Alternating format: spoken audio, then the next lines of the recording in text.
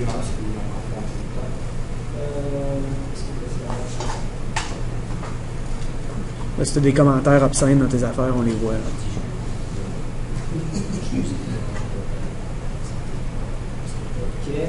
Ok. Je me suis déjà présenté, donc je vais passer sur cette partie-là. Donc l'ensemble de la session va se porter sur tout ce qui est multilinguisme et traduction au sein de SharePoint 2013. Il y a pas mal de nouveautés qui sont arrivées et pas mal de choses qui existent déjà. La première question qu'on va se poser, c'est à quoi ça sert de faire le multilinguisme. Alors on est au Canada déjà, on sait qu'il y a déjà des contraintes légales, surtout pour vous qui bossez, qui travaillent au sein du gouvernement. J'ai pas mal d'expressions françaises, s'il y a des mots qui ne veulent rien dire pour vous, vous levez la main et vous dites de répéter, de faire, pas de souci. Donc la première étape, c'est la contrainte légale, souvent, tout simplement, que ce soit dans le privé ou dans le public, il y a beaucoup d'entreprises qui me disent moi, mes données, il faut qu'elles soient en français, en anglais, en espagnol, parce que j'ai pas le choix, c'est comme ça.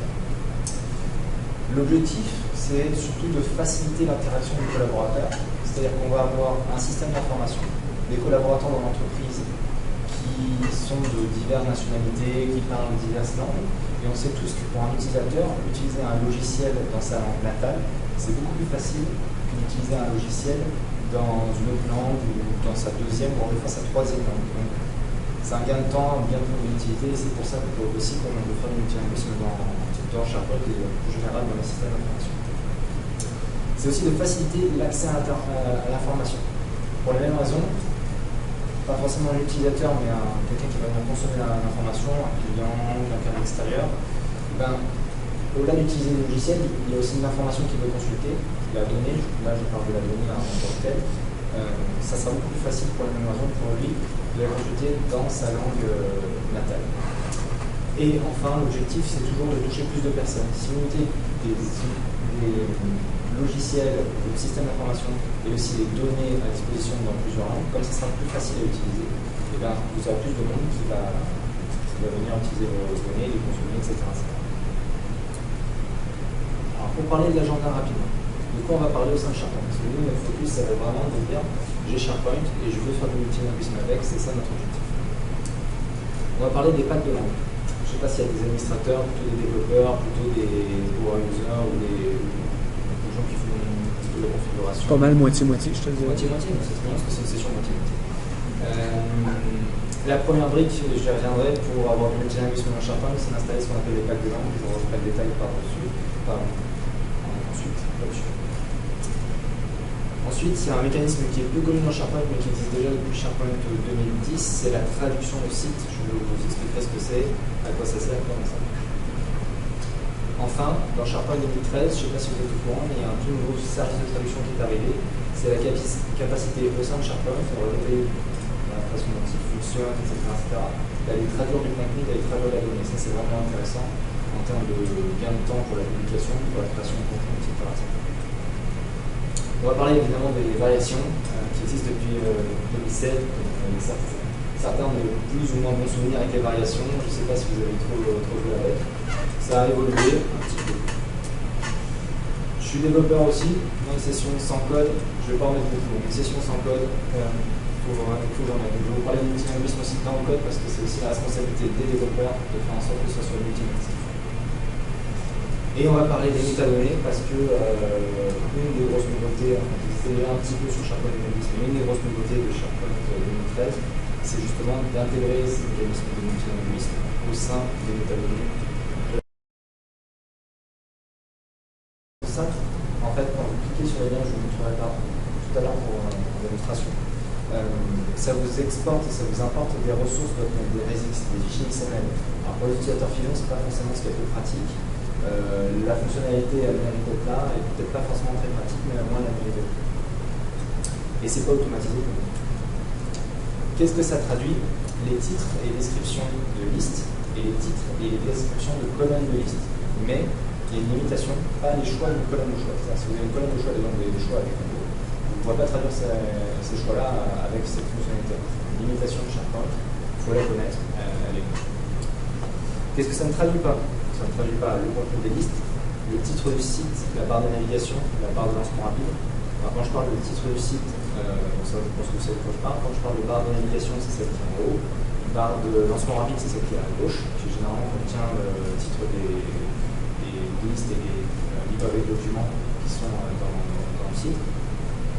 Et ça ne produit pas non plus le modèle de liste. Alors, le modèle de liste, pour rappel, vous avez la capacité d'exporter une liste en tant que modèle au sein de SharePoint.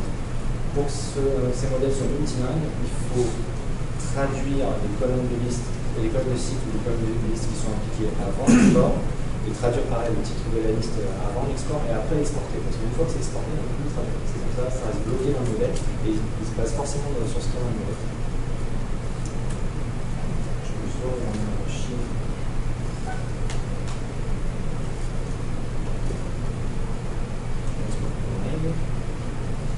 Là, j'avais une démonstration sur l'import-export. Je vais vous faire toutes les démos après à la suite pour que vous voyez la différence. Ça change simplement lors de la session. C'est un peu dommage, mais c'est pas très grave. Petite question pour toi, Vincent. Quand on va sur un site, lorsqu'on va dans les settings du site, qu'on fait regional settings ou qu'on va aller faire, language settings, ce que je vais aller dire, par exemple, si j'ai un pack de langues installé, je vais dire, je veux aussi activer le français, par exemple, sur mon site. J'ai toujours l'option d'overrider les traductions. Où est-ce que ça fit là-dedans? Si je le coche pas, est-ce que ça l'embarque ou je dois absolument le cocher pour que mes traductions... Ça se repose là-dessus. Le fait de... Je vais vous montrer tout ça aussi, mais le fait de surcharger les traductions, enfin de redéfinir la traduction, excuse-moi, ça permet justement de passer par-dessus SharePoint. C'est-à-dire que SharePoint, quand tu vas créer un site, tu vas créer des listes, plein de choses, etc. Ces listes, par défaut, il va se référer à la ressource qu'il a stockée en arrière, qui est définie par Microsoft, qui est fournie au SharePoint. Dans certains cas, en plus, c'est même pas non plus le cas. Si vous ne cochez pas cette case, par défaut, il y aura cherché tout le temps la ressource qui est là. Si vous la cochez, vous aurez la possibilité, en éditant le titre de la liste, justement d'avoir des mécanismes de ressources internes. C'est-à-dire que vous vous connectez en anglais, vous éditez le titre de la liste en anglais. Il sera affiché pour l'anglais. Vous vous connectez en français, vous modifiez le titre de la même liste en français. Et là, il sera affiché en français comme les gens se connecteront en français. Et ça, c'est pareil pour la barre de navigation, le lancement rapide et le titre du site, c'est ce que je vous expliquais tout à l'heure.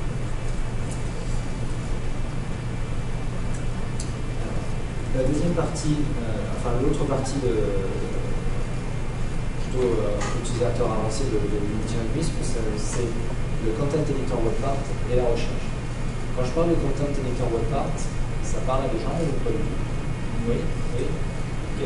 Nous, habituellement, pas mal tout le monde, je pense, on utilise plus que ce qui est Rich HTML Editor que les Content Editor Web Part. Donc, un peu la web part, dans le fond, que la page wiki va prendre. C'est pas mal ça qu'on fait. Pas à l'interne, excuse. Parce que là, on a deux gangs un petit peu. Où est-ce que nous, on s'occupe plus du publishing, puis la collaboration à l'interne. À l'interne, c'est vrai que ça va être du Content Editor Web Part.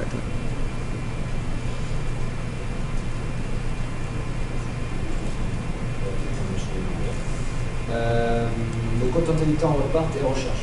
Content editor web part, il faut faire attention à cette web part. Parce que quand il y a le multilinguisme, elle a deux comportements qui changent en plus de 2010 à 2013. La content editor web part, par défaut, vous allez remplir du contenu en anglais. En 2010, si vous laissez que du contenu en anglais et que vous activez le multilinguisme sur votre site, quelqu'un va se connecter en français, il y aura le contenu en anglais. Le contenu que vous avez mis à la base. En 2013, et attention, c'est pour ça que ça a changé. Si vous mettez le contenu en anglais et que vous ne mettez pas en français, la personne qui va se connecter en français ne verra rien. Ça sera vide. Ça, c'est quelque chose d'important à retenir parce que quand on commence à faire une multilinguisme, surtout avec SharePoint 2013, parce qu'en 2010 encore, les affiches l'avaient mis l'ancienne donnée. Mais en 2013, vous allez avoir des utilisateurs qui vont arriver dans une commande sur la page, qui vont dire mais il n'y a rien dans ta page, et ça peut surprendre beaucoup. Pourquoi Microsoft a fait le changement quand on est vidé? Et ce genre de changement de particularité, c'est des choses qui peuvent être amenées à changer avec des services pages, des automatisés, etc. Je ne sais pas si c'est un bug connu, si c'est simplement d'essayer de changer le design de la façon dont est censé fonctionner la comptabilité web part. En tout cas, attention à ça. Je vous le dis pour que vous l'ayez en tête et que vous ne cassez pas les dents un jour ou l'autre. La recherche. Alors, SharePoint apporte deux types de recherche. La recherche foundation et la recherche entreprise. Je vais faire des rappels rapidement, je pense que vous savez de quoi je parle. La recherche foundation, c'est une recherche vraiment basique qui cherche des mots-clés au sein du contenu rapidement et sur la collection de sites web. La recherche d'entreprise, c'est une recherche beaucoup plus avancée de SharePoint, surtout en 2013, quand il y a pas mal de fonctionnalités qui étaient en face et qui n'étaient pas là en 2010 justement, et qui permet de faire pas mal de choses, notamment tout ce qui est renseignement l'utilisation de facettes, customisation de la recherche, etc. de manière assez avancée.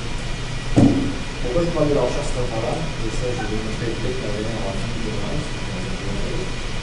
c'est parce que SharePoint a la possibilité, grâce au table de langue dans la recherche, serveur uniquement dans la recherche de dire ok, ce document-là, il contient l'anglais, ça va être un document en anglais, ou alors il contient le français, il contient un document français. Et il peut vous fournir la possibilité de filtrer le document, de réordonner, de trier le document en fonction de la langue de ces documents. Maximum. C'est déjà quelque chose qui approche en ligne. Ça a ses limitations. Si vous avez un document par exemple tunisien du français avec quelques acronymes en anglais, il va détecter ces langues aussi. Et c'est pas forcément ce qu'il y a de plus intelligent, mais quand même lui laisser apporter cette fonctionnalité-là, c'est ce que déjà fait. Comment il fonctionne? En fait, dans les tables de langue, il va y avoir un ensemble de mots-clés avec des règles de grammaire, par exemple des règles de conjugaison anglais, des règles de conjugaison français, des pluriels, féminin, masculin, etc. Et en fonction de ça, il va arriver à détecter un ensemble de termes et dire bon, ça c'est une nouvelle chose. Il y a des mots, enfin, tout un tableau, je vais dire maintenant, comme ça fait un peu de ensemble. Alors, les variations. Est-ce qu'il y en a qui ont déjà vu les variations ici? 1, 2, 3, 4, 5, très bien. Pourquoi est-ce que c'est bien possible? Du coup, non. Là, ok, là. Dernière documentation avant. Est-ce qu'il y en a qui ont vu les variations en 2007? Ok? Pas trop de soucis là? J'ai encore des cicatrices dans le dos. C'est généralement ce qu'on a vu effectivement. Alors, je vais rappeler ce que c'est. C'est une chose sur laquelle le concept a beaucoup parlé, je pense que vous en avez déjà entendu parler, des verbes dans SharePoint. Si ce n'est pas le cas, on en reparlera dans les questions à la fin. C'est aussi disponible en REST avec le Client-Side Object Model. REST, c'est une API c'est même pas une API, c'est un standard de développement et d'exposition des données et des services sur Internet en général. SharePoint implémente ce standard et donc SharePoint expose le service de traduction et les données de traduction via REST. Donc c'est pratique, c'est-à-dire que même un développeur qui connaît rien à SharePoint, entre guillemets, qui voudrait, avec une application externe à SharePoint qui n'a rien à voir avec SharePoint, avoir des capacités de traduction, peut se reposer sur SharePoint et dire j'ai un point de connexion qui va me servir pour faire des traductions, lui envoyer les données à traduire et les récupérer par la suite. Ce qui fait du coup, votre SharePoint, au lieu d'être un gros moteur de site ou un gros moteur de taxonomie ou un gros moteur de collaboration, ce que vous voulez, ça peut être aussi un socle applicatif pour tout notre système d'information. Et ça change vraiment la vision des choses pour le prochain.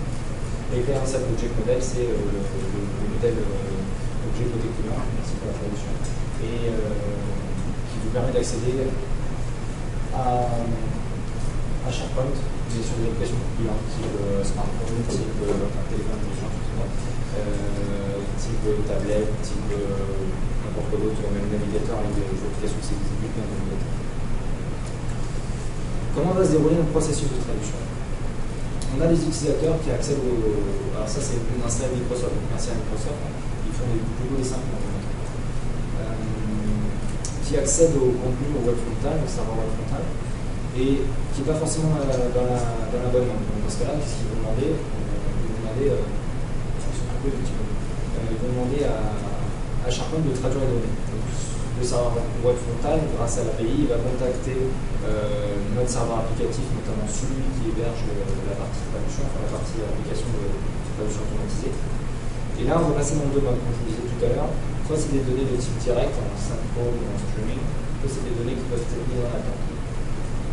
Si elles sont mises en attente, le service de traduction va garder une trace et périodiquement, grâce à un timer job, alors on a dans SharePoint, pour rappel, je pense que c'est des choses que vous connaissez déjà, on a des choses qui s'appellent timer job qui permettent de faire des travaux périodiques qui s'exécutent régulièrement dans SharePoint. Et donc, s'il y a des choses qui sont mises en attente, il va les dépiler grâce à ce timer job de manière régulière. Et une fois qu'il a soit qu'il est en direct, soit qu'il est en train de dépiler des choses à traduire. Ce qu'il va faire, c'est qu'il va transmettre ces données à traduire sur Internet à Microsoft Translator. Et après, il va récupérer la traduction, on remet ça dans une base de données de contenu, et les utilisateurs ils auront accès dès leur navigateur. Plus en détail, comment il fonctionne, c'est pas tout les éléments. Il manque un peu en fait d'espace de point à droite à gauche. Comment il fonctionne? Comme vous disiez tout à l'heure, le serveur web frontal avec une objet, il accède à l'application de service de traduction qui est ici.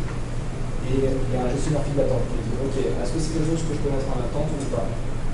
Oui, je mets ma base de données fil d'attente, donc on va directement au moteur d'analyse de traduction. Donc là, si cette ligne d'attente, il y a un job qui passe régulièrement, il vient décliner des éléments et les envoyer au moteur d'analyse de traduction. Et qu'est-ce qu'il fait là? SharePoint, comme je l'ai dit tout à l'heure, il n'a pas la capacité de traduire, il n'a pas d'engin de traduction dans SharePoint en proprement parler. Ce qui fait le gros travail de SharePoint, ça va être de découper les documents, les pages, le HTML, le texte, en petits bouts qui sont facilement compréhensibles par les moteurs de traduction, donc dans une page, des balises, des codes, ou quoi que ce soit, et les envoyer au moteur de traduction. Communique le moteur de traduction qui est en ligne, et une fois qu'il traduit tout ça, il récupère tous les petits bouts qu'il a traduits, il les remet ensemble. Et une fois qu'il a remis son document, sa page de manière intégrale, il la met dans la base de données pour tout SharePoint pour la mettre à disposition des utilisateurs. Petite question, Vincent, là-dessus. Nous, au niveau de traduction au gouvernement, je ne sais pas comment ça fonctionne dans les entreprises privées, mais nous, habituellement, lorsqu'on envoie un document, ils nous demandent tout le temps combien de mots. Parce que les gens sont payés pour traduire mot par mot. Donc, on paye, mettons, 5 sous par mot.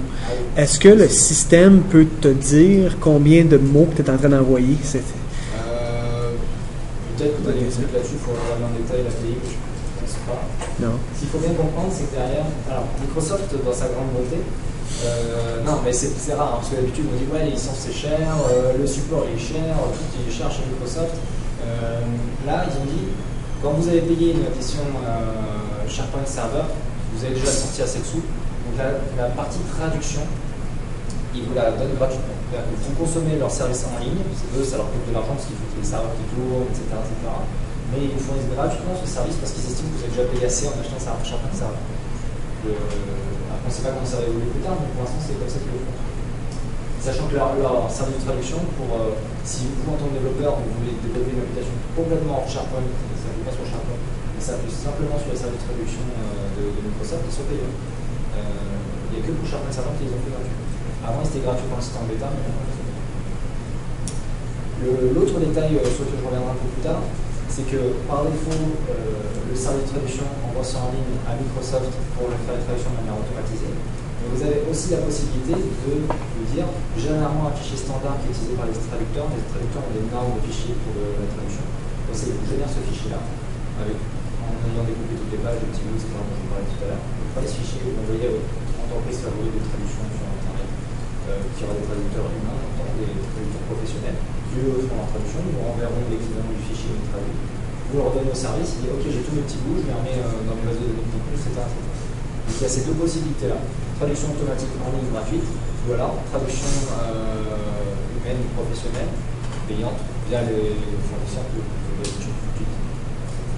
C'est quelque chose que vous faites beaucoup, faire appel à des traducteurs professionnels dans vos entreprises. Dans l'entreprise de gouvernement. Beaucoup. Oui. C'est très payant être traducteur. On a un propre département, mais qui charge au mot pareil. Ah, il charge pour les factures en interne? Oui. C'est toute traduction gouvernementale doit être faite par le bureau de la traduction. Des fois, ils vont, par exemple, eux autres, s'ils n'ont pas de gens disponibles, vont faire des contrats externes, tout ça. Sauf qu'eux nous facturent à l'interne par mot quand même. C'est pour ça que c'est super important pour nous autres de savoir dire j'envoie tant de mots, puis voici le bill qui va me revenir à l'autre bout.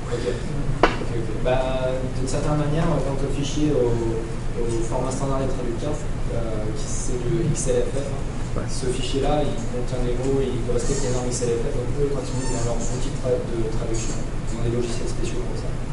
Ils ont le compte des mots, ils ont ce qu'il faut, mais de leur côté. Je ne sais pas si SharePoint garde une métrique de ça serait intéressant à la président de la vie pour voir si les expose, ça m'étonnerait. Pourquoi pas? Ça pourrait être une outil intéressant. On se met tous ensemble, on crée un app et on le vend en game. Une chose qui peut être intéressante de faire, c'est dans le cadre d'entreprises qui font appel, souvent ils sont obligés à faire appel à la traduction de professionnels.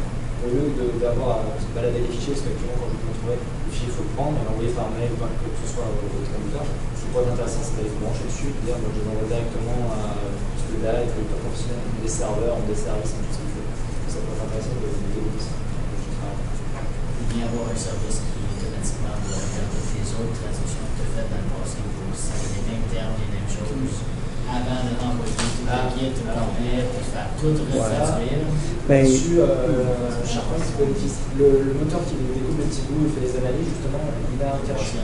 C'est un cache qui est partiellement stocké en base de données, mais très peu. Il n'y a pas beaucoup de choses qui sont stockées en base de données, parce que sinon la base de données est explosée, vous imaginez bien. Mais elle est stockée en mémoire. Donc s'il y a un utilisateur qui a, je sais pas, qui traduit peut-être 200 pages à la fois sur les données financières ou des données comptables, enfin des données spécifiques métiers spécialisées qui reviennent souvent, il va faire un appel à ce cache-là. Et l'autre point à savoir, c'est que les moteurs de traduction qui sont en ligne, qui sont faits par Microsoft derrière, c'est des moteurs qui se basent sur la probabilité, c'est la traduction à partir de probabilité. Et ces probabilités-là, en fait, elles sont mises en place chez Microsoft aussi.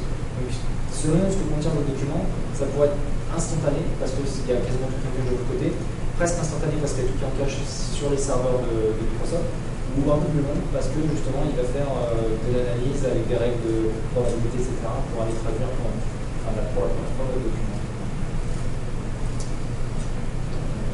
Ouais, les méthodes de nom. Le gros avantage de ce service de traduction, ça on vous fera toutes les démos des unes des autres ensuite, c'est qu'il vient s'intégrer avec tout ce qui existe dans SharePoint, notamment les métadonnées et les formations. Dans les métadonnées, vous avez peut-être aperçu ça dans SharePoint 2013, c'était déjà un peu le cas en SharePoint 2010, mais c'était pas évident, il fallait utiliser les labels, etc. C'est un peu compliqué. Maintenant, c'est plus facile. Là, je vous montrerai tout à l'heure sur le fait plus grand depuis ici. Il y a un onglet traduction qui est apparu dans la partie métadonnées qui vous permet justement de gérer les traductions et les automatiser éventuellement de votre hiérarchie, de votre taxonomie, de vos métadonnées. Quand je parle de métadonnées, je pense que c'est des choses que vous maîtrisez tous avec hiérarchie, taxonomie, tout ça, terme groupe, terme store, etc. Donc, juste de dire un récapitulatif, il peut faire la traduction automatique via le service de traduction, la traduction via des professionnels, au cas où vous avez des métadonnées très spécifiques, très métiers, avec des termes qui pourraient avoir une connotation dans le sens général et une autre connotation dans votre métier. Et ça s'active par terme store. Le fait que ça soit plusieurs langues soit pris en charge, et après la traduction des métadonnées, c'est fait par terme groupe. Si vous vous souvenez à peu près de comment ça se structure, le service de métadonnées. Ça, je vous montrerai. L'autre gros avantage de ce service de traduction, c'est qu'il vient s'intégrer avec les variations. Et là on a un duo gagnant, parce que justement, on va être en capacité, en très peu de temps, avec quelques utilisateurs, à faire 80 à 95% du travail de traduction et de publication dans plusieurs langues d'un même nom. Alors, on est tous d'accord sur le fait que la traduction machine, pour l'instant, elle ne remplace pas un traducteur professionnel, parce qu'il y a des idées, des connotations, d'autres choses qui font que le traducteur professionnel, bien souvent, est meilleur que la machine. Des fois, il est pire que la machine selon à qui on fait affaire. Mais l'idée, c'est pas d'aller demain que vous alliez dans votre département de traduction et que vous leur disiez tout dehors, vous ont dit maintenant on installe SharePoint 2013 à la place. Non, l'idée, c'est de dire, justement, par exemple, tu payes au mot, de dire je fais 80-95% de mon effort de traduction moi-même de manière automatisée en vérifiant après la cohérence de ce qui est traduit. Et dire ce qui est mal traduit, j'aurai peut-être que des phrases ou une suite de mots, ou des choses que, oui, j'ai l'impression que c'est mal traduit parce que quand on traduit quelque chose de manière automatisée, vous savez, ça sonne bizarrement, la phrase est structurée bizarrement, ce genre de choses-là, ce genre de cookies, on va dire, on va vraiment concentrer notre effort avec des gens de professionnels qui sont bons, qu'on paye, qui coûtent cher, etc. On va le concentrer sur ces choses qui sont difficiles à traduire et les choses qui sont bateaux à traduire, enfin faciles à traduire, excusez-moi. Et j'essaie de ne pas mettre trop d'expressions françaises, françaises de France, qui sont faciles à traduire, et on va les faire de manière automatisée, comme ça en plus ça fera la job plus intéressante pour le traducteur, et nous ça nous fera gagner du temps, de l'argent, etc. Okay. Et donc, l'intérêt c'est que ça s'intègre avec les variations. Donc l'idée, si on reprend le mécanisme dont on parlait tout à l'heure pour les variations, c'est qu'on a du contenu qui, avec les variations, notre site en anglais à la base, notre site en français qui a été copié en anglais au départ. Là, on fait intervenir le service de traduction Donc on a deux solutions. Soit je veux passer par les traducteurs professionnels, là je passe par le fichier au format standard de traduction. C'est pas un format que Microsoft a inventé ça. Ils sont allés voir les entreprises de traduction professionnelle et ils leur ont dit qu'est-ce que vous utilisez dans votre métier, comment ça fonctionne. Et ils ont implémenté ça. Alors il y a deux formats de traduction qui sont utilisés dans les entreprises de traduction. Toutes les entreprises nord-américaines, d'après ce que j'ai compris, après je ne suis pas un professionnel de la traduction professionnelle, mais dans les entreprises nord-américaines, c'est plutôt ce format-là qui s'utilise, d'après ce que j'ai compris. Donc deux choix, donc, enfin, dans tous les cas, il passe par le XLFF pour découper vos pages et pour garder les petits bouts dans sa base de données. Ça, c'est le format qu'utilise lui en interne. Après, vous avez deux choix. Soit les petits bouts, tous les petits bouts, les prend, les envoie au sein de la liste de traduction avec les analyseurs, les séquences, tout ça, et il envoie ça en ligne à Microsoft pour faire la traduction. Soit vous dites je veux avoir une traduction qui soit de meilleure qualité ou qui soit garantie, parce que ça aussi ça peut être une contrainte légale. Je traduis un document, il faut qu'il soit traduit par un traducteur professionnel. Je suis obligé de faire ça parce que sinon le document n'est pas valable légalement ou quoi que ce soit. Et donc dans ce cas-là, je passe par les traducteurs professionnels, je réintègre le petit boulot en SharePoint et hop, j'ai une page traduite. Donc, ce qu'il faut bien imaginer, ce que je vais vous montrer par la suite, c'est qu'un utilisateur qui parle français, qui parle anglais, comme la plupart d'entre vous, je suis sûr, tape son contenu en français, le vérifie, il fait valider par toute la hiérarchie de publication, les processus internes que vous avez pour la publication en français. Et après, vous directement commencer à travailler sur la version anglaise en faisant traduire 80-95% du document, enfin 100% du document sera traduit, on est d'accord. Il y aura, comme vous le disiez tout à l'heure, des petits pitchs à corriger, etc. Il fera traduire automatisé, traduire son document de manière automatisée, donc ça lui prendra 2 secondes, même pas, vous verrez. Et après, il n'y aura plus qu'à vérifier et à envoyer les choses qui sont mal traduites à son traducteur pour faire. Donc ça va faire un gain de temps qui est énorme, ce qui fait que la personne qui a la connaissance, qui rédige le contenu, qui crée le contenu, sera capable facilement, sans beaucoup d'efforts, de mettre à disposition de contenu dans d'autres langues pour d'autres utilisateurs toucher plus de monde, qui parler, etc.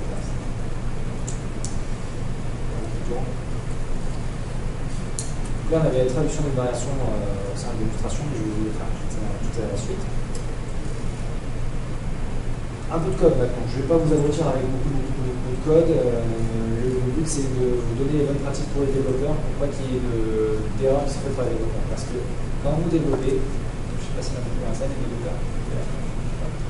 1, 2, ok, 3, ok, super, on est presque à égalité.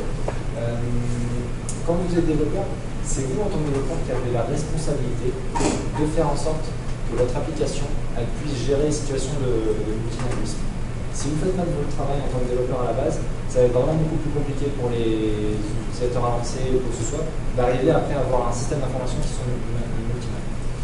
Dans notre .NET Framework, je pense que vous le connaissez déjà, mais je le rappelle, pour passer les bonnes pratiques, etc., évangéliser un petit peu, il y a un mécanisme standard dans notre .NET Framework qui s'appelle les RESX, les fichiers de ressources, qui sont en fin de compte des fichiers XML avec clé et valeur, clé et valeur, clé et valeur, en plan ce que j'ai à traduire, enfin ce que la clé de la ressource pour l'identifier et la valeur de la ressource pour pouvoir l'afficher.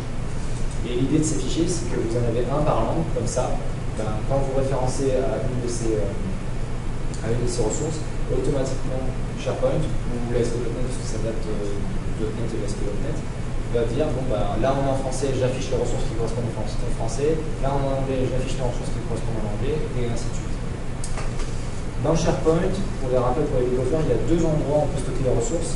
Le app local global resources, selon comment vous configurez les choses, et le fichier ressources qui est dans la ruche SharePoint. La ruche, c'est là où s'installe SharePoint. Pourquoi il y en a 2? Parce qu'ils ont des vocations différentes. Le premier, il sert pour tout ce qui est vue utilisateur, les contrôles utilisateurs, les pages web, les pages applicatives, etc. C'est là qu'on va mettre ça. Le deuxième, il sert plutôt pour la partie programmatique. Les workflows, les time on job, les services qui tournent en arrière, tout ce genre de choses, on ira plutôt piocher avec. Pourquoi? Parce que ça, c'est déployé sur une web application, et ça reste à l'intérieur de SharePoint, donc c'est pour séparer vraiment les 2 façons. Et là, par défaut des ressources, c'est l'anglais, c'est pour Microsoft est une entreprise américaine. La langue par défaut, c'est anglais, donc vous pouvez décliner vos ressources en plein de langues différentes. Et pour ceux qui ont déjà commencé à faire du développement sur SharePoint 2013, il faut savoir que dans les outils de développement SharePoint 2013 au sein du 2012, pour les web parts, si vous faites un web part, vous mettez des ressources dedans, le projet ne compile plus. C'est super. Je vais peut-être un peu de choses par là ici. Il y a vraiment un bug dans les outils Visual Studio. L'équipe produit qui s'occupe des outils SharePoint dans Visual Studio a dit qu'il y avait un bug et que pour l'instant ils avaient peut-être corrigé un jour, mais pour l'instant je ne sais pas. C'est toujours sympa quand ils disent ça.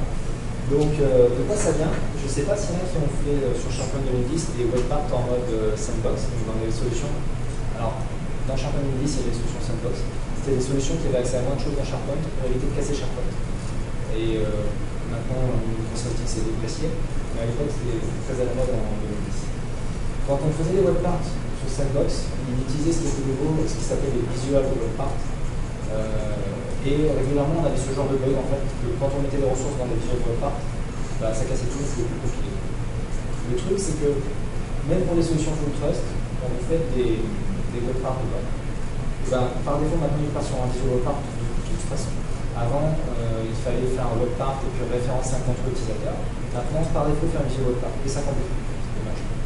Donc, le contournement pour l'instant qu'indique l'équipe produit, c'est de dire justement, ok, faites pas les web parts qui sont utilisés par défaut dans le template, faites un web part normal, faites un contrôle utilisateur normal et référencez le contrôle utilisateur dans la web part. Et mettez vos ressources dedans. Sinon, soit vous n'utilisez pas de ressources, mais c'est pas bien. Soit vous utilisez des ressources, mais c'est pas bien. Et j'avais une partie de code à vous montrer aussi pour vous montrer comment on utilise l'API de traduction, comment on peut l'utiliser de manière hyper simple pour faire les traductions d'un code de manière très simple. Donc maintenant, c'est bien, je vais tout faire dans l'ordre, je vais faire toutes mes démonstrations que j'ai pas pu faire tout à l'heure. Alors, en prérequis, on va avoir, j'ai configuré mes navigateurs. J'ai configuré mes deux navigateurs de manière différente. Quand vous verrez Internet Explorer, celui qui est en bleu en haut, il est en français. Quand vous verrez Firefox, il est en anglais. C'est comme si on avait en fait deux utilisateurs différents, un qui est configuré en français, un qui est configuré en anglais. C'est pour aller plus vite et pour que ça soit plus facilement identifiable visuel. Juste le connecter.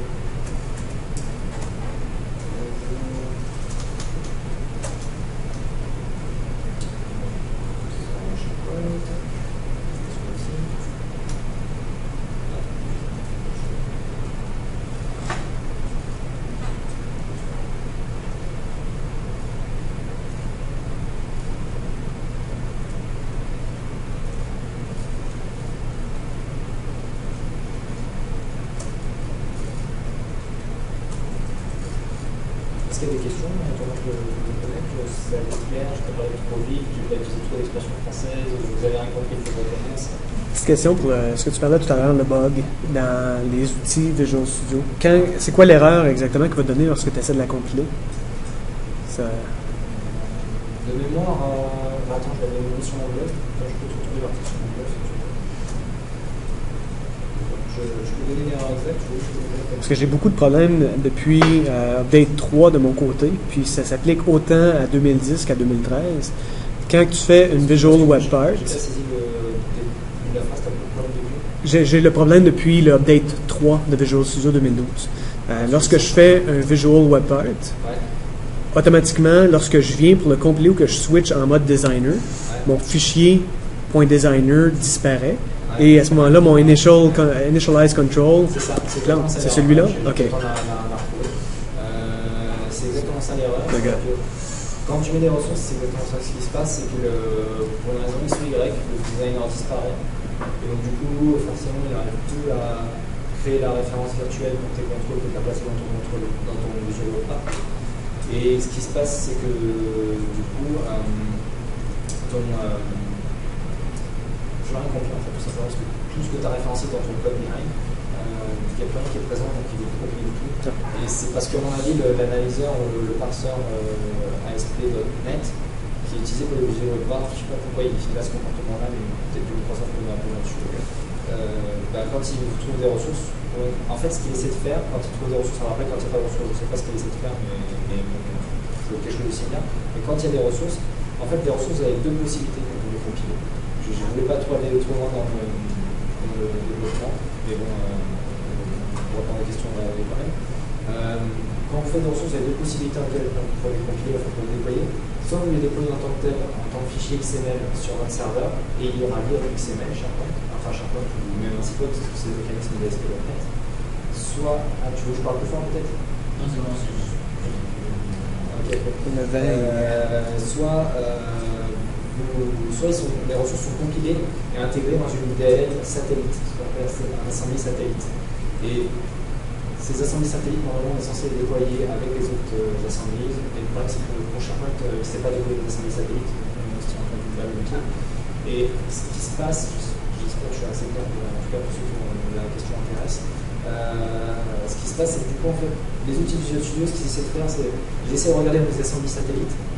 Est-ce qu'il y a la ressource qui est présente? Si elle n'est pas présente, il n'y a rien de compiler. Le problème, c'est que vu qu'on fait du développement SharePoint, eh ben, il ne trouvera jamais ça dans les assemblées satellites parce que nous, on a explicitement dit, dans le mode de compilation, je n'ai pas ça dans les assemblées satellites, j'ai des temps en tant que fichier XML. Donc il y a un non-sens dans le comportement des outils Visual Studio ou alors dans la manière dont SharePoint gère ses déploiements. À qui est la faute, je ne sais pas trop, mais je pense plus plutôt pour les outils. C'est le même problème en Visual Studio 2012 que tu compiles une solution pour SharePoint 2010, Farm Solution avec un Visual Web Part ou un Sandbox Solution de 2010 avec un Visual Web Part, tu as le même problème aussi. Je ne l'ai pas eu en 2013, mais en 2010, c'est la même chose. Ouais, sauf qu'à une époque, alors je ne sais plus si c'est le cas, mais à une époque, ils avaient corrigé ce problème. Ils avaient sorti spécifiquement une mise à jour des outils Visual Studio Visual Studio 2010 pour SharePoint de 2010.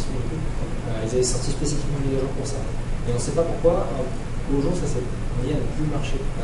Enfin, il y a eu une mise à jour entre-temps. Je soupçonne un stagiaire chez Microsoft à faire comme un code et à commettre ça sans parler à son chef, mais à une époque ça s'est bien marché ces trucs-là. Et ça marche plus, et Microsoft me dit ça marche plus, pour les gens peut-être Visual Studio 2013 sans rien. Ils ont sûrement dit non, ça marche pas plus. J'ai pas testé avec Visual Studio 2013, ça serait une bonne chose. Non, ça marche pas plus. Ça marche pas plus. J'ai le même problème. En tout cas, contre SharePoint 2010 avec Visual Studio 2013, j'ai le même problème.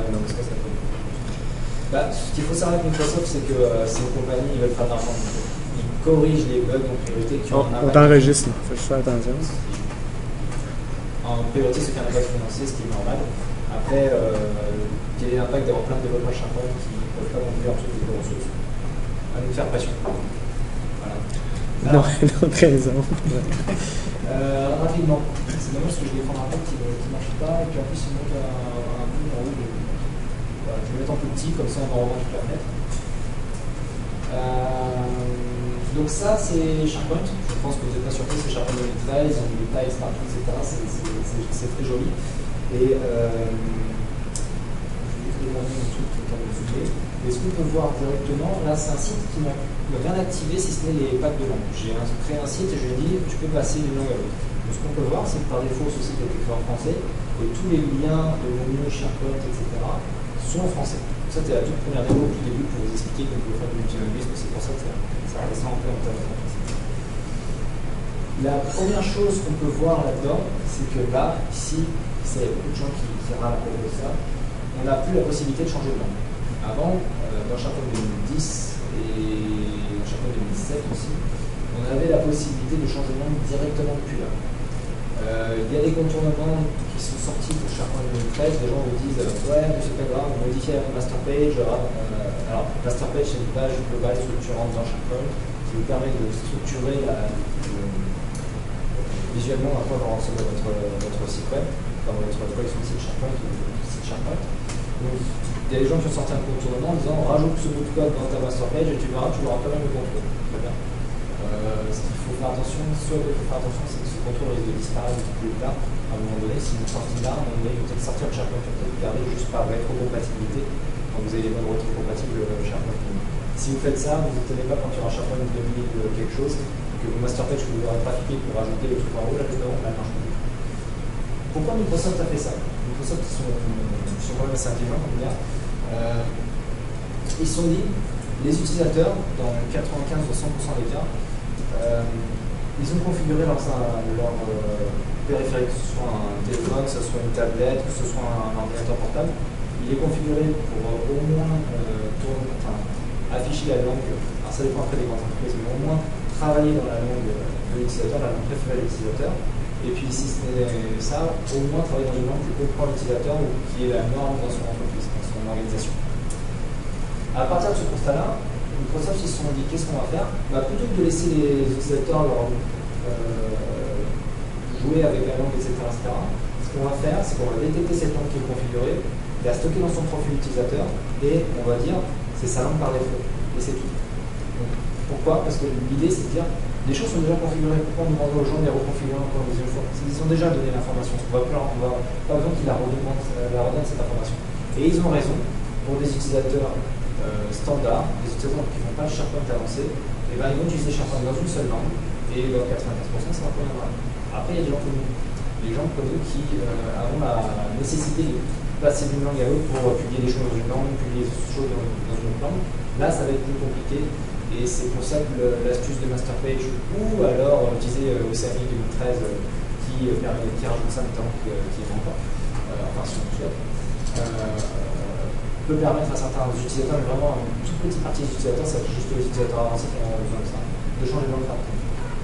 Alors rassurez-vous, l'utilisateur peut quand même changer de langue, peut quand même changer sa configuration, des fois que son PC qu'il utilise soit pas configuré dans la bonne langue ou quoi que ce soit, mais ça a été caché. C'est-à-dire que maintenant, il faut aller dans les informations personnelles. Ça, les informations personnelles, les informations personnelles, ça se repose souvent sur le service profil utilisateur. Et vous allez voir jusqu'où il est caché. Alors là, je n'ai pas activé multilinguisme pour tout ce qui est MySite, etc. Donc c'est normal qu'on soit en bascule en anglais, je vais vous expliquer pourquoi plus tard. Il faut aller dans modifier notre profil.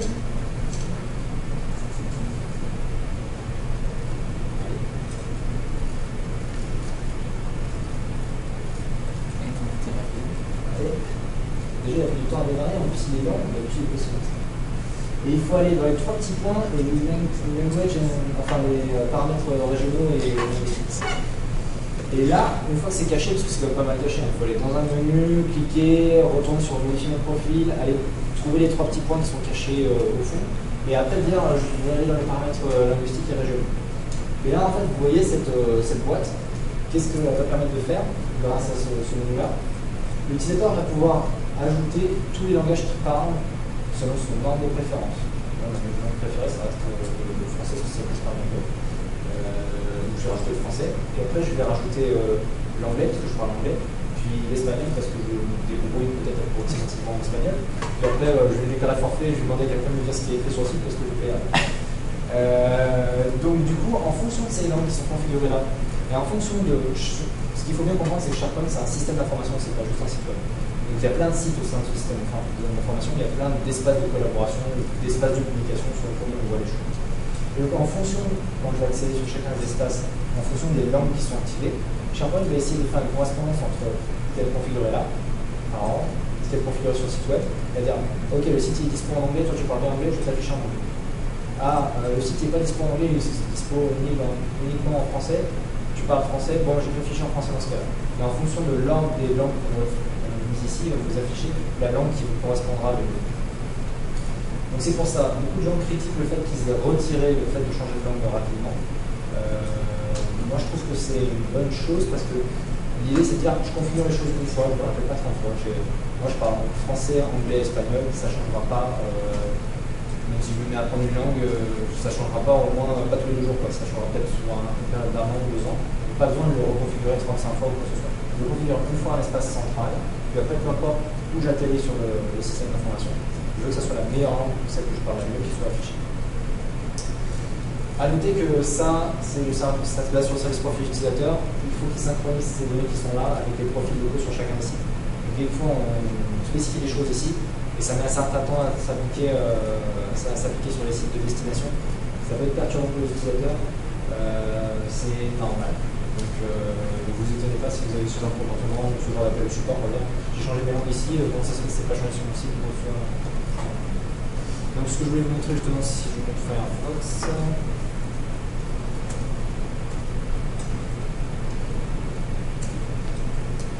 Voilà, sans surprise, ici, je vais faire Firefox, pareil, c'est comme si on était un utilisateur configuré en anglais, et ben on voit qu'on a tous les liens, les menus, etc. qui sont traduits, disponibles en anglais. Ça, c'est la fonctionnalité basique qu'apportent les packs de langue. Si vous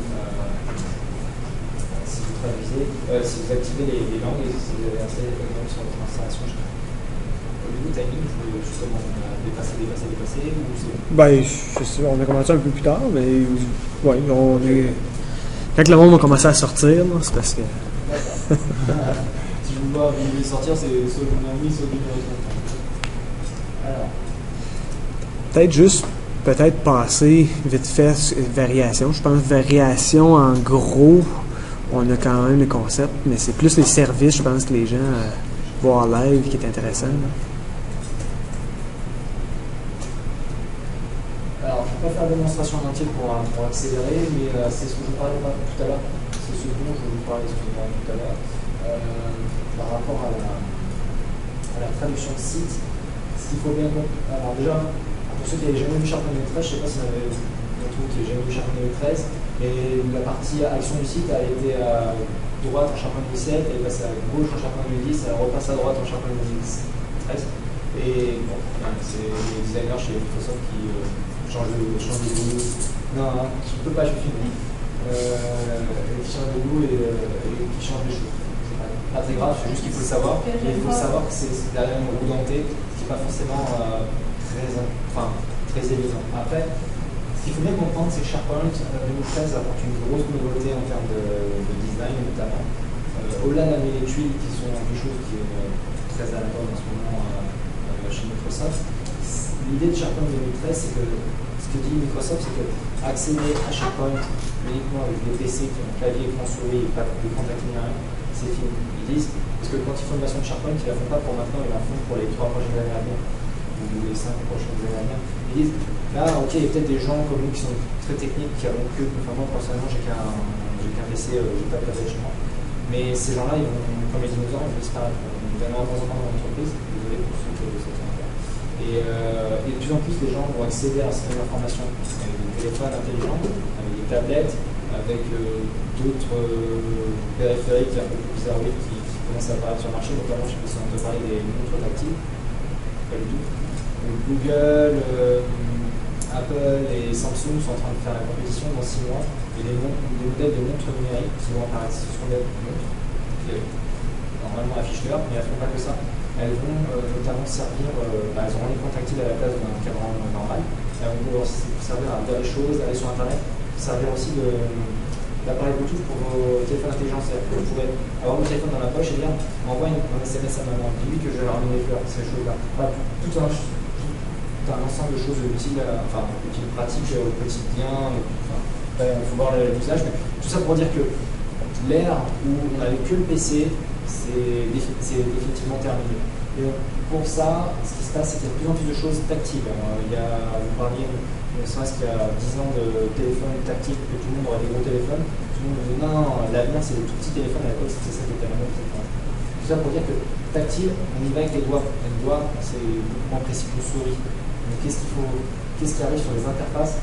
Et ça, je vous dis pourquoi vous allez designer vos futures interfaces, vos futurs intranets, ou sites internet, ou quoi que ce soit. Il faut qu'il y ait plus d'espace. Il faut que l'information soit affichée plus clairement, parce qu'on est dans une situation de mobilité, on n'a pas le temps de zoomer, dézoomer, scroller, quoi que ce soit, et de chercher l'information. Non, il faut que l'information soit affichée là tout de suite, qu'on puisse cliquer avec les doigts sans avoir à zoomer, dézoomer, parce que pareil, sur le site web, quand vous accédez avec le téléphone intelligent, vous zoomez, etc., c'est une galère. Donc, tout ça pour dire, excusez-moi, Le site de HP.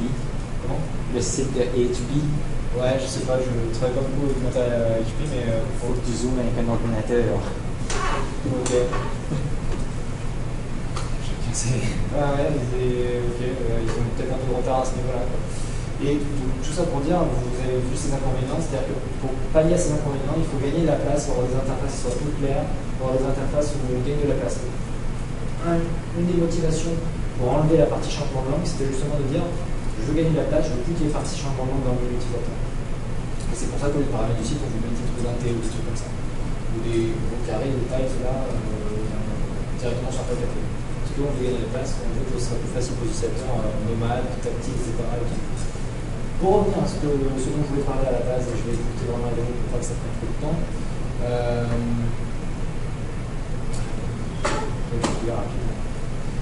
Donc, la partie traduction de site, pour rappel, c'est un truc dont j'ai parlé tout au départ. C'est on exporte des ressources et on les rapporte une fois qu'on a traduit. Ça se situe au niveau de la les paramètres du site. Et en dessous des paramètres linguistiques, vous avez exporter traduction et implanter traduction.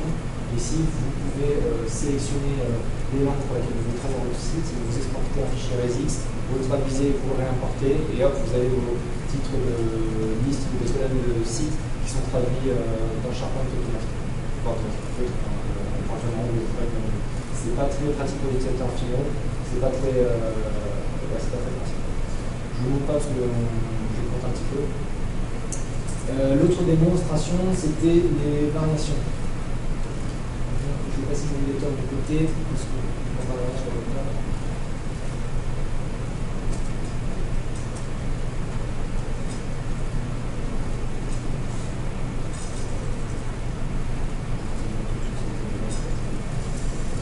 Donc, moi, je ne vais pas tricher, je peux juste vous mettre le lecteur ici. Donc, si vous regardez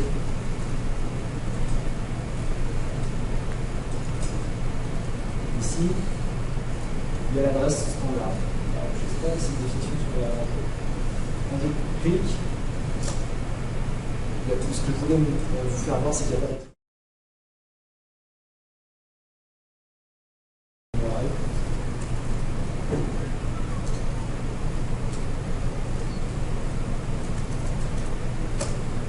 Voilà. Donc, là, ce qu'on voit, c'est qu'ici, on a la version anglaise de la page et sur l'autre. Ça, c'est pour la prochaine vidéo. C'est la version française, mais elle n'est pas encore en fait si j'ai la version Daisy. Voilà, c'est là. Donc, la version, vous voyez, la version Daisy qui est magnifique. La version française du site directement. En fonction du navigateur, on va basculer automatiquement dedans. Je passe directement à l'avant-dernière démo. J'en ai encore une à faire, deux autres à faire. C'est pour la traduction automatisée. Si je suis éditeur du site, je crée du contenu, je suis en train de publier. Donc là, j'ai la Daisy qui a déjà été publiée. Par contre, j'ai la unité, il n'est pas encore traduit. Une unité qui a un. Si je le mets en grand comme ça, j'ai plus de travaux. Une unité qui a encore un super avion et le texte, pour l'instant, qui est en anglais.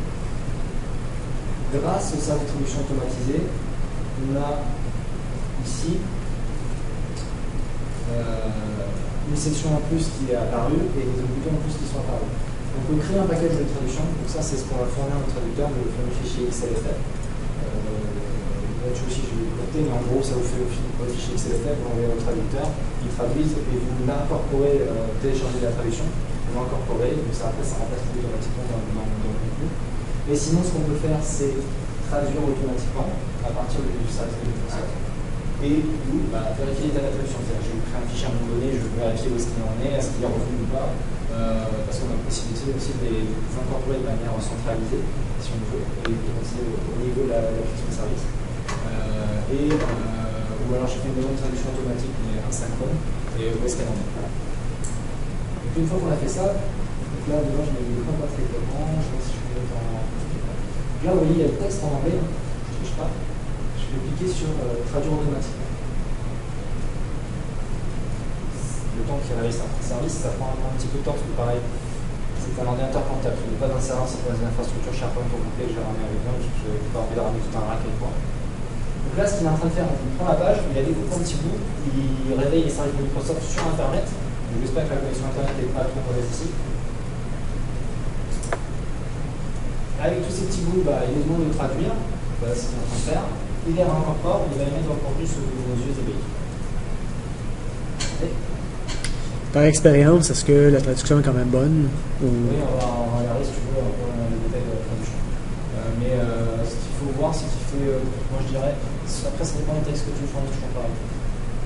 Là, c'est un texte avec du. Je sais pas que ça me permet. C'est dommage, c'était super. La de. Comme s'il avait remis les liens hypertextes au ballon 3. Ouais, je vais juste réessayer des fois qu'il.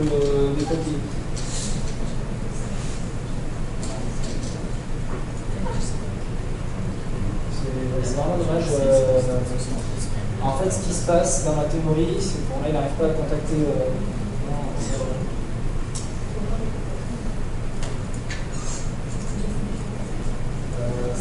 Ce qui se passe dans la théorie, c'est que justement, il traduit automatiquement, il remplace en live, dans la des façons dont on change la planète, que ce soit, il la remplace en direct le texte directement avec la police, tout ce qui est conservé, les liens et toutes ces choses-là qui sont conservées. Là, ce qui est dommage, c'est que la machine n'a pas l'air d'avoir accès Internet pour une raison X ou Y. Donc c'est pour ça qu'il n'arrive pas à traduire la page automatiquement. C'est un peu dommage. Ben, le concept est aussi que tu peux envoyer un document Word ou n'importe quoi aussi à ce service-là, puis il va te ramener traduit avec plus ou moins le même layout. Programmatiquement, tu peux le faire. Après, ce qu'il y a, c'est qu'il est un peu dommage, c'est qu'il laisse de la place à des produits comme l'autre que c'est justement. Tu as la possibilité, justement, alors programmatiquement tu peux le faire, mais je ne sais pas pour quelle raison. Ils n'ont pas intégré les boutons dans l'interface utilisateur pour dire un document Word, le traduire. C'est débile, mais ils ont, dans l'interface utilisateur, il y a que les variations que vous pouvez traduire comme ça dans l'interface utilisateur. Le reste n'a pas été fait, il n'y a pas de boutons qui ont été positionnés ou quoi que ce soit. C'est idiot, mais c'est comme ça. Nous, avec Oceanic Express, on amène ces fameux boutons qui nous permettent de, à partir d'un. Alors, Oceanic fait plein de choses. Si vous voulez, je vous parle un peu du produit à la fin. Je vais faire une démonstration justement avec un document Word. Mais vu qu'on n'a pas d'accès à Internet, on ne pourra pas le faire non plus, c'est dommage.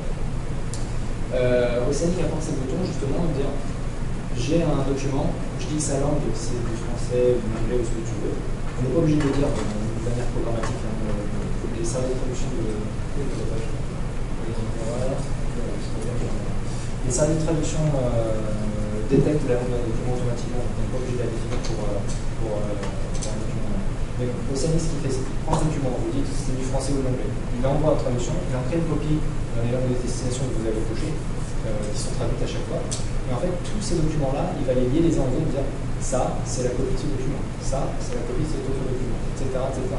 Et une fois qu'il aura fait ça, et ben, ce qui va être vraiment bien, c'est que vous allez pouvoir donner une URL en disant voici le document. Voici le document. Et il aura, grâce à ces documents qui sont liés et dont les langues sont définies, en fonction de son navigateur et de ce qui est défini, il va télécharger le document en français, le document en anglais, le document en espagnol ou n'importe quel autre. Ça, c'est une des grosses fonctionnalités. Mais au niveau out of the box, par exemple, au niveau de je sais que le service traduit des documents Office.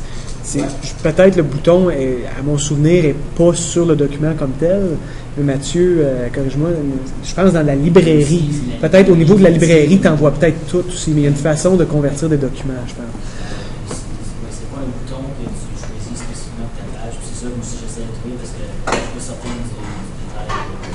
Mais une façon, je pense, à la voix tout. Automatiquement, ça se fait automatiquement dans l'utilisateur. Si tu tournes, il y a pas de souci. Le dernier point que je voulais montrer en termes de données, c'est la taxonomie.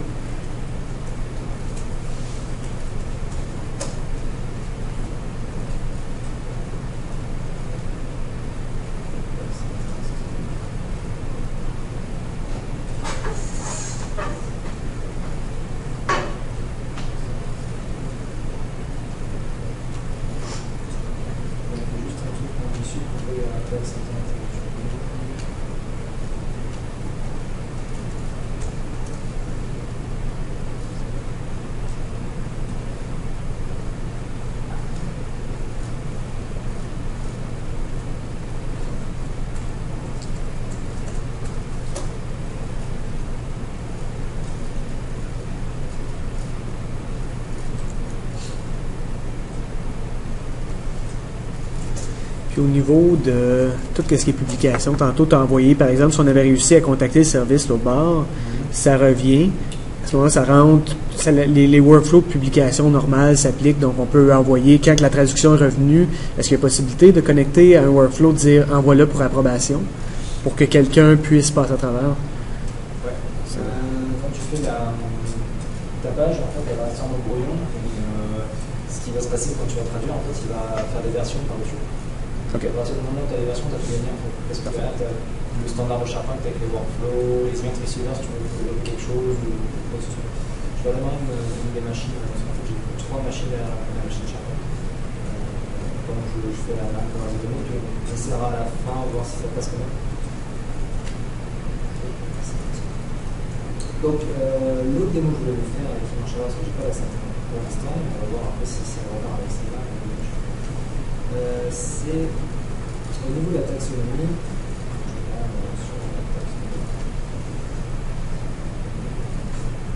Voilà. Ici. Donc ça, c'est notre taxonomie. Donc, je pense que vous l'avez tous déjà vu. C'est l'application de service de taxonomie qui nous permet de gérer la taxonomie au sein de Chapter. Et donc, ce qu'on va pouvoir définir, ce qui existait déjà au niveau de Chapter, c'est-à-dire la taxonomie.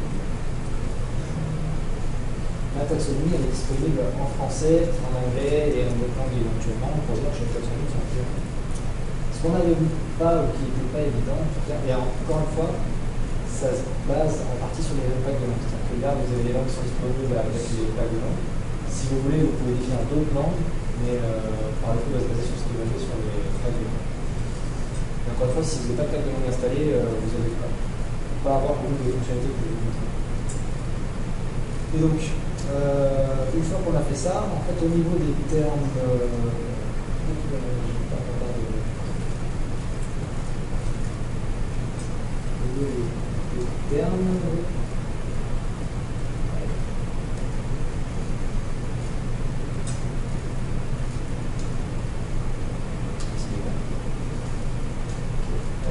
on va avoir par exemple notre ensemble de par exemple, on a un terme groupe qui est là. En fait, ce qu'on voit qui est un terme groupe qui est présent dans chaque maîtresse, c'est qu'on a un onglet de traduction. Et donc, dans cet onglet de traduction, on a, comme je vous montrais tout à l'heure pour les variations, la possibilité de créer un paquet, de le traduire automatiquement, ou de créer des fichiers XLFF exportés à nos traducteurs professionnels. Deux cas de figure, encore une fois, soit on a des taxonomies qui est plutôt généralistes, faciles à traduire, qu'un service de traduction pourra faire en manière simple. Soit on a des taxonomies qui est très relatif à votre métier, qui a des complexités, qui a des connotations assez avancées, et qui est plus compliqué à traduire, et dans ce cas-là, il faudra faire appel à des traducteurs professionnels. C'est pour ça qu'il y a ces évolutions. Ce qui est intéressant avec ça, par exemple, c'est que maintenant, en 2013, tu peux aussi baser ta navigation sur le term store. Donc à ce moment-là, ça va aller traduire les termes qui sont utilisés dans ta navigation. Oui. Oui, non? C'est la limitation de cette chose-là. C'est-à-dire que tu vas avoir ta navigation par un terme, par contre, elle va rester fixe par la langue. C'est vraiment dommage. Et je sais qu'il y a certains nombre de personnes qui ont demandé à Microsoft d'apporter ça. Pour l'instant, c'est pas fait. Pourquoi? Parce que derrière, en fait, c'est pour la même raison. Derrière, en fait, c'est les traductions. Il y a le terme à la base, quand il est créé. Et ces traductions, en fait, ce ne sont que des labels de termes. Donc, c'est des étiquettes en plus, entre guillemets, qu'on rajoute au terme. C'est pour la même raison, enfin, pour la même raison. Je ne sais pas comment ça se passe chez Microsoft derrière, mais je pense que c'est plus ou moins pour la même raison. On ne peut pas utiliser de label pour votre navigation par taxonomie. Vous pouvez utiliser uniquement le terme de base de c'est qui est utilisé. Et c'est à mon avis pour ça que tu ne peux pas faire ça en plusieurs fois. Et donc on a la possibilité de cocher Machine Translate et de dire je veux traduire en relevant automatiquement et ça remonte automatiquement. J'ai une machine en train de démarrer, donc je vais réessayer après. Ça s'est démarré pour l'instant. Je vais vous montrer 2-3 autres choses.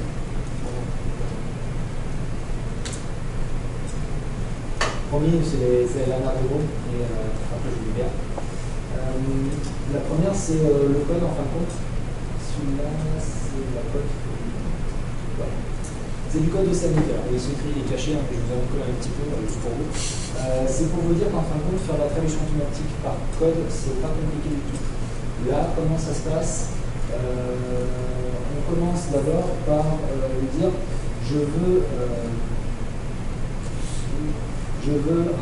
créer un travail de traduction. J'ai des choses à traduire, je vais pouvoir les traduire. On prend le service contexte, on dit trouve-moi le service de traduction et crée-moi un nouveau job de traduction à ce niveau-là. Et comme je vous disais tout à l'heure, on définit uniquement la langue de destination. On ne définit pas la langue de source parce que la langue de source, il va la détecter tout seul. Une fois qu'on a fait ça, je réutilise ça pour plusieurs moments, c'est pour ça que je l'ai mis dans le code.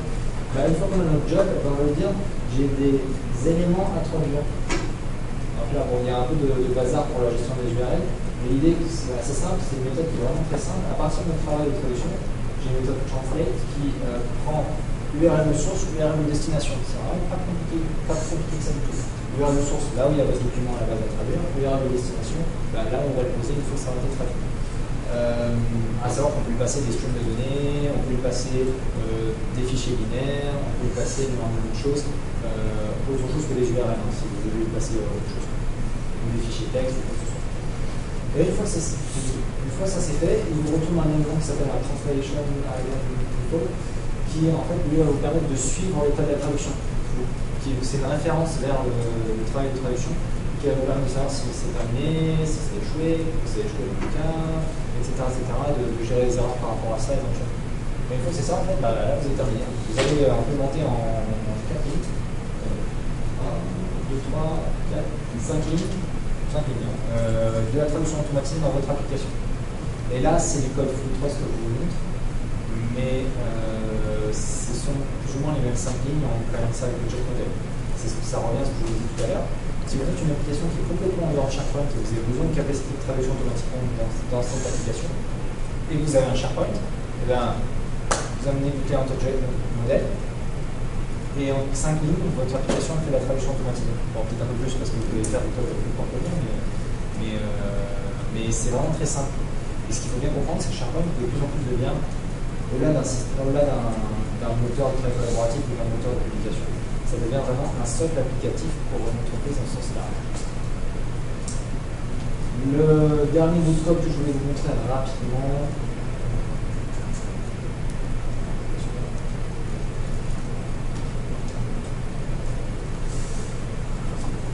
Évidemment, tout ce code super secret, super compliqué, il appartient à Infomosaïque, pas droit de le copier. Je rigole, c'est quasiment la même chose qui montre sur les exemples qui sont sur Internet. Hein, donc, c'est vraiment simple, il n'y a pas de chimie de complication. C'est ce que Microsoft vous montre le fournit par défaut avec les exemples de code et les décals à votre pour la traduction automatisée. Et là, c'est une deuxième application, elle montrera rapidement pour les développeurs qui ne connaissent pas. Les fichiers ressources, donc, comme je vous le disais.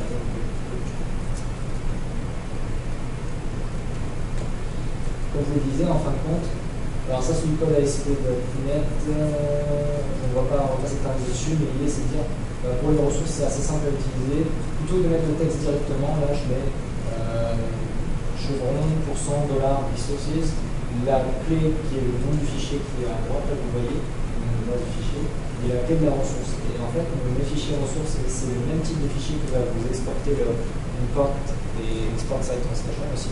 Pour faire les fichiers ressources. Et ben, ça va se présenter comme ça. Les ressources. Donc pour un développeur, c'est très rapide à utiliser, à implémenter et à traduire, surtout parce qu'après ce fichier-là, il envoie un traducteur ou il le fait avec un traducteur à côté de lui, et il tape les trucs et c'est terminé. Ce que je veux vous dire par là, c'est que si vous avez des développeurs qui ne font pas ça, refusez leur développement. C'est leur responsabilité de faire ça, de faire quelque chose de propre, de délivrer quelque chose de propre. Après, le coût de le faire en live quand la personne code l'application, il est peut-être de 2%. Le coût de le faire après coup, d'aller passer partout dans le code, de sortir toutes les ressources et les mettre dans des fichiers, ça peut prendre énormément de temps sur vos applications. Ça, c'est un conseil que je vous donne. Si vous êtes développeur, est-ce que tu as utilisé des ressources pour toi qui vous dit non, tu mets des ressources. Parce que derrière, demain, si vous avez un chef ou quoi qui vous dit je veux que mon application sur plusieurs langues, ou accepte plusieurs langues, vous allez avoir un surcoût que vous n'avez pas de un conseil entre moi, le développeur, l'utilisateur. Et voilà grosso modo pour cette démonstration. J'ai terminé, donc on va pouvoir passer à la partie questions. Ce que je vais faire en même temps, c'est que je vais essayer de voir pourquoi il n'y a pas accès Internet pour essayer quand même de faire la démo, la belle démo. T'as pas de connexion Internet. Ouais. Comme ta connexion Internet n'est pas active, j'ai remarqué ça tout à l'heure. J'essaie de voir pourquoi en fait. Ok, fait que c'était limited connectivity ou? Yeah. Je suis connecté avec le câble, il y a du signal sur le câble. Mais en fait, ce qui se passe, c'est que sur ma machine, j'ai pas une machine SharePoint, j'ai 3 machines qui passent. Il y en a une qui sert à router Internet pour toutes les machines. Je pense que c'est elle qui m'a fait le bon. Ok. Ce que je ferai, Vincent, je trouverai un bout d'une session à quelque part qui envoie justement un document, j'ai une vidéo où est-ce qu'on le voit live, je le mettrai sur le site avec ton vidéo comme tel. Ouais. Comme moi, on va pouvoir l'avoir d'enregistrer live, le montrer. Mais La session que j'ai fait, c'est exactement la même. J'ai fait le Charpente Céline de Québec. Là, ça a marché. Elle était enregistrée. Ça a marché aussi à Disney, hein, c'est pas pour dire, mais elle était enregistrée, c'était là dessus. Je te passerai les vidéos qui manquent et on pourra les mettre. Et même en fait, il y a toutes les démos qui sont enregistrées, donc tu pourras, si tu veux, les insérer dans l'ordre. À chaque fois qu'il y a installé une démo, parfait. ça fera bizarre, les gens ils vont pouvoir se changer de salle sur la vidéo, mais c'est pas grave. On a aussi la possibilité de traduire de manière automatique la taxonomie. Donc il suffit de cliquer sur Machine Translate ici. Alors attendez, pour voir que je ne triche pas, hein, j'ai fait un truc très simple, j'ai mis mes couleurs, je connais mes couleurs en anglais, black, brown, green, pink, etc., elles sont en anglais uniquement. Et donc on va les faire traduire de manière automatique. Alors ce qu'il faut bien comprendre, c'est quand on a des mots simples comme ça, s'il y a des majuscules, il prend ça pour des noms. Et donc du coup, il va essayer de pas les traduire. C'est un peu idiot. Enfin, ce qui est cohérent dans le cas d'un texte, pour la taxonomie, c'est peut-être un peu moins cohérent. Et donc, moi, ce que je peux vous conseiller, si vous construisez un arbre sans taxonomie, évitez les majuscules. Donc là, de la même manière, on a la possibilité de traduire tous les termes, tous ceux qui n'ont pas été traduits la dernière fois qu'on a fait ça. On va traduire de l'anglais vers le français. Donc pareil, là il découpe tout, enfin il n'y a pas grand chose à découper, ça va aller très vite. Et il envoie tous les mots à Microsoft pour les traduire, il n'y a pas encore quoi. Attention à une chose sur laquelle je me fais souvent avoir, je me suis fait avoir 3 fois dans la démo là-dessus. Par défaut, le contrôle qui sert à gérer toute la taxonomie, quand vous traduisez les choses, il ne recharge pas ce que vous avez traduit. Vous allez traduire quelque chose, il va vous dire que tout s'est bien passé, et vous ne verrez pas votre terme traduit. Ce qui est assez surprenant ou déstabilisant. Ce qu'il faut faire, c'est tout bête, rafraîchir la page. Une fois qu'on a fait ça,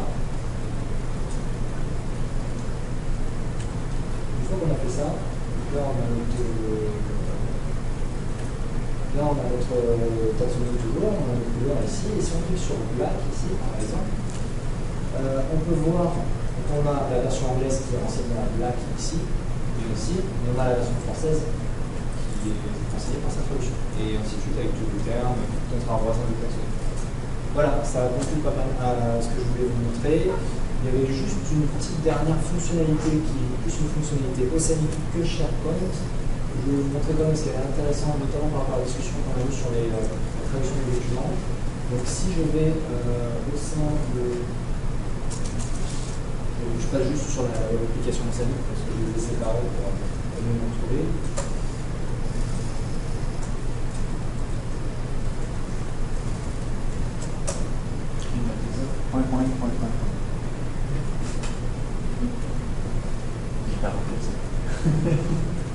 Donc si on va dans une librairie de documents sur laquelle on aura activé Océanique, donc ça on verra grâce au bouton Océanique ici qui est activé, et ben on peut...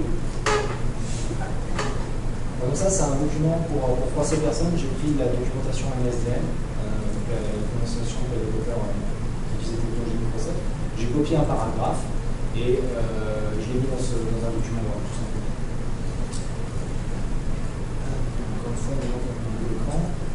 Donc, une fois qu'on a coché un document, on a la possibilité ici, des boutons océaniques qui sont ajoutés, de lier et dupliquer les éléments. Donc, comme je vous l'ai expliqué tout à l'heure, le fait de lier les documents et les lier ensemble en fonction de plusieurs langues, ça va permettre de dire voilà, la version française, anglaise, allemande, etc. d'un document et de donner les bonnes versions des bons documents et de filtrer les vues en fonction de la langue de l'utilisateur. L'océanique fait plein de choses, mais c'est principalement ces fonctionnalités-là que je vais vous montrer aujourd'hui. Vous avez la possibilité de dupliquer le document.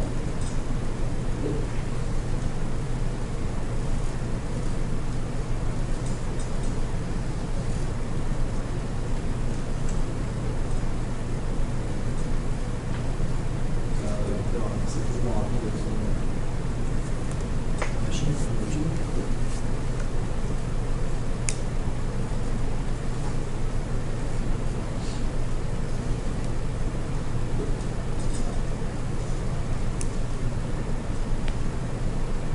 C'est juste que la machine.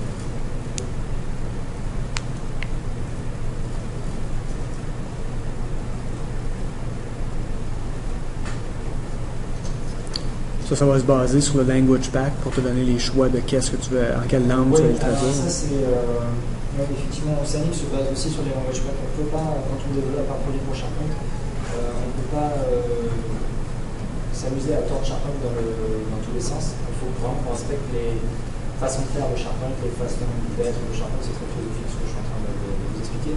Mais il faut vraiment respecter l'architecture de SharePoint. On est obligé de se reposer sur les langages packs pour fournir les fonctionnalités multilingues. Parce que sinon, on a tout un pan de l'application, de l'API de toute l'application multilingue de SharePoint, toute la partie multilingue, elle n'est pas disponible. Donc, si vous n'avez pas une language pack, nous, on n'a pas la brique qu'il faut pour construire par-dessus tout un tas de fonctionnalités. Donc, comme vous disiez tout à l'heure, on a la capacité en gros de définir quelle est la langue de base de nos documents. Là, c'était de l'anglais, je crois. On a la possibilité, donc là je dis pour mon document, je dis vers quelle langue je vais dupliquer. Moi j'ai installé que la langue française en plus de la langue anglaise. C'est pour ça que j'ai fait ce choix-là. Mais si j'avais plein de paquets de langues différents, j'aurais la possibilité de le dupliquer en plein de langues à la fois. Et pareil, on a la possibilité de copier les tableaux, etc. Et surtout, on a une coche qui est super intéressante ici, qui est de traduire le contenu des éléments dupliqués.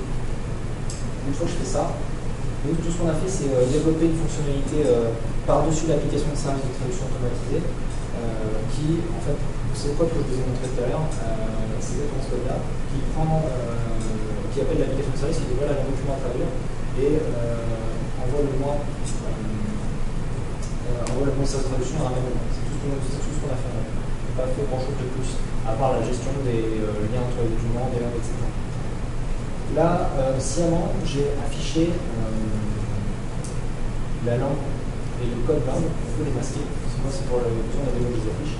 C'est pour vous dire, ce document-là, déjà, il y a un très ce document en français et il y a la langue française, le définition française. Ça, c'est la version traduite et dupliquée. Et vous verrez que le document anglais a disparu. C'est fait exprès. C'est pour dire, j'affiche du contenu de la liste en français ou en anglais, mais que le contenu qui intéresse l'utilisateur qui est dans sa langue. C'est une fonctionnalité que et donc si on regarde le document, je vais vous en prendre, qui c'est le ici.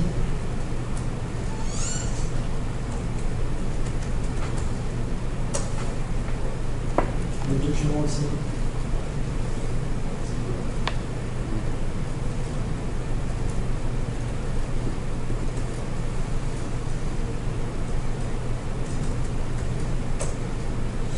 Donc là, on voit directement que notre document est bien en français, même s'il y a des bouts de code ou quoi que ce soit, il va détecter qu'en fait c'est du code que Microsoft a bien expliqué. Donc le language code, le script tag, quoi que ce soit, je ne le traduis pas, par contre le texte je le traduis, etc. Et je vais vous ouvrir la version anglaise pour vous montrer que le code fiche. Donc là, ce que je peux faire, c'est que moi, en tant que manager, j'ai la possibilité de changer de langue qui est disparue dans SharePoint Manifest. Ça va pas, comme je vous l'ai dit tout à l'heure, ça va pas être pour les utilisateurs finaux, même s'il y a un truc qui me demande. Ça va plutôt être pour les utilisateurs qui sont des utilisateurs avancés qui ont besoin de travailler sur le contenu en plusieurs langues et les reproduire.